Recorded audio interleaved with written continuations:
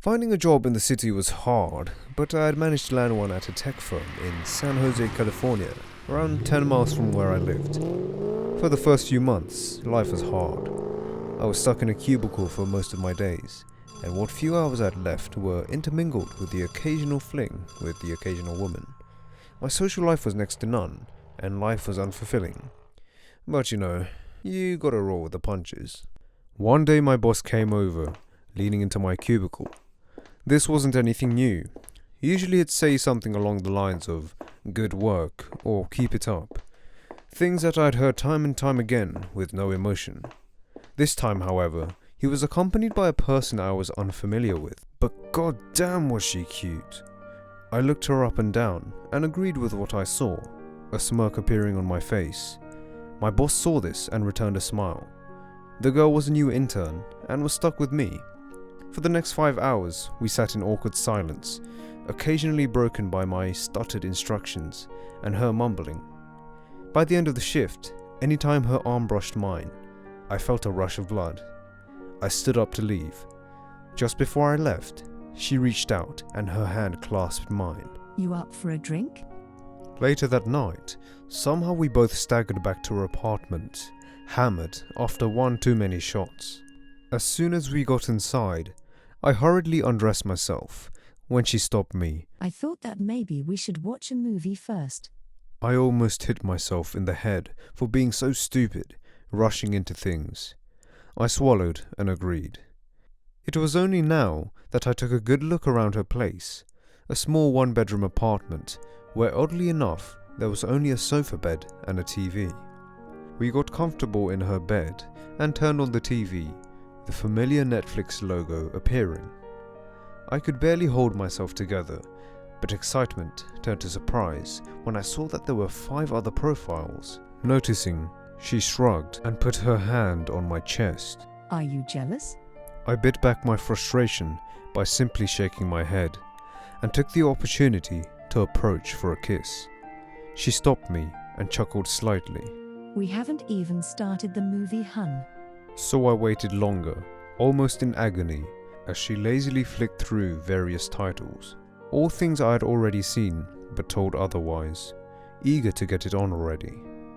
Finally she came to a decision, some corny Korean drama, and for a while we watched. I was stone-faced, while she would occasionally giggle at the same cliché lines.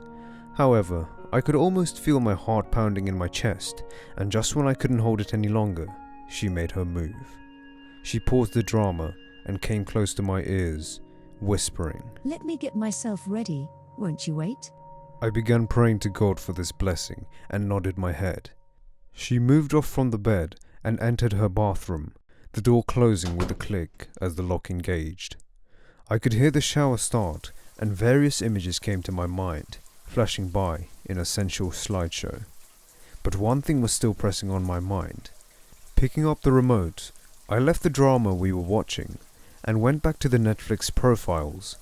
As expected, they were all different names, in particular, guys' names. I flicked to a random profile and went to his watch list. There was only one item. It was the same rom-com we had been watching. I opened it up and furrowed my brows as I realized it had been paused at the exact same time as mine. Suddenly, the shower door clicked open and I hurriedly placed the remote back, hoping she wasn't in the mood to watch anymore. I praised God once more as she emerged from the steam wearing lingerie that only made my heart beat quicker. She pushed me back gently and I watched as she tugged my trousers down. Wrapping her arms around my neck, I failed to notice as her hands explored underneath her pillow and in one rapid motion withdrew a knife, plunging deep into my shoulder blades. As I screamed, she pulled the knife out, ready to stab again. But with adrenaline in my blood, I pushed her off with my good arm, stumbling over my pants as I rushed to the door. Pulling on the door handle, my heart sank as I realized it was locked. A sharp pain came about in my left leg. I let out a scream in pain. I swung wildly, landing a blow to her face. She was thrown aback, and in the confusion, I took up the nearest thing to me, a glass vase, and smashed it downwards. A sort of red haze came over me, and I didn't stop hitting her until I was certain her body lay motionless. She wasn't as pretty anymore. Realizing what I had done, I almost vomited and dragged myself into her bathroom and threw up for real. Tucked away neatly in a corner were a pile of bodies, the stench overwhelming. I went home, checking every window and door was locked. I went to my bathroom for a quick shave and inspected the bodies that were overflowing in my bathtub. I had never expected to cross paths with another psychopath, which is a shame because she would have been a pretty addition to my collection. But it is what it is. I smiled and began to shave my hair. Time for a new identity. Oh yeah, Korean dramas are terrible anyway. My name is Samantha, and I am 21 years old. These events took place not long ago. Although I am still trying to process them entirely, it's funny or scary how something so simple and ordinary can turn out into a life-changing event. I guess this could happen to almost all of us, in one time or another. My mother died when I was 7, so, since then, I have lived with my father and my older brother, Jack, who is 5 years older than me. My dad had his occasional date or bowling night with his friends, and my brother Jack, well, he was seldom home, to be honest, always changing jobs, going out for drinks, and with some strange dudes or girls that I never met in person. Who knows what else he was up to? I think it's fair to say that Jack became kind of a bad boy after our mother died. Nevertheless, it was a Friday rainy night in early November. Halloween had been fun, and it was still fresh in my mind, so I just wanted to chill out in my place. I decided to watch some Netflix. I was browsing around the horror genre, lying on the couch while eating carrots and drinking sparkling water. I know, right? Hey, to each their own. In any case, after a movie or two, I drifted off to sleep. A couple of hours later, give or take, I woke up. I was freaked out when I realized my brother Jack was staring at me with an eerie smile on his face. Jack, you scared the hell out of me. What are you doing? Are you drunk or high? Hey, Samantha.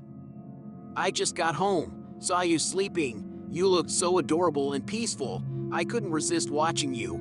Oh, I just had a couple of beers. Well, a couple of 6-packs to be more precise. But it's all good. His eyes still stared at me, wider than before. Okay, Jack, you are creeping me out. Why don't you go fix yourself a cup of coffee and a sandwich so you can snap out? I don't think so. In fact, I don't want to sober up because there's something I need to confess, sister. I'm in love with you for a long time already. My brother said, coming a bit closer towards me. Now I was the one who wanted to snap out. Jack, what the hell are you talking about? If you're not leaving the living room, I am. Get a life and get a girlfriend. I'm your sister for crying out loud. I shouted as I sprung up off the couch, but Jack kept on talking as we both were standing, me adopting a posture of defense as he kept getting closer. That's the thing, Samantha. We're not related. I never told you, and I guess Mom and Dad never did either. But I was adopted when I was almost 4 years old. I do remember well, not long after that, you were born. At first, I was jealous of all the attention you were getting. You were the baby girl, plus, you were Mom and Dad's real daughter. But after I killed Mom, things got better. My jealousy was gone, and in recent years, I actually fell in love with you. What? You killed Mom? So, when she fell off the stairs and broke her neck? Yeah, she got a little help from me. I pushed her down the stairs when she was going to the basement to do some laundry. Those stairs are indeed very tricky and dangerous. Who would ever suspect a child? Especially her son. I couldn't believe all these revelations coming from Jack, my adoptive brother, who killed my mother and was in love with me. It was just too much for me to take in. By that moment, I realized I had to get out of there. You monster! Get away from me! I screamed as I quickly grabbed the remote control from the couch and hit my brother's head with it. I took advantage of my brother's drunken state. Then, I ran away, out of the house, and started knocking furiously on one of my neighbor's doors. Less than 1 minute later, fortunately, the door was opened. I got in, screaming. We need to call the police, now! My brother is a murderer! The Andersons, the family that I was bothering, did their best to calm me down. And of course, the police was called. Obviously, I also called my dad. The living room of the Andersons' residence became the place of a strange and bizarre gathering, in which both my dad and the police were informed of my adoptive brother's confessions. My dad was shocked, but at the same time, kind of relieved, as he himself also confessed. I always sensed there was something wrong with that boy, but I couldn't really tell what or why. And your mother's death never made sense to me either. Accidents happen, of course, but my sixth sense was trying to warn me. Now I see it. Jack needs to answer for what he has done. My dad said, as he hugged me. But Jack was never found. I guess, given the underground world in which he was involved in, it wasn't that hard for him to disappear. But I hope the police will find him, sooner or later. Because until he is caught, I will never get closure or be in peace again. Not just for me, but also for my father's sake.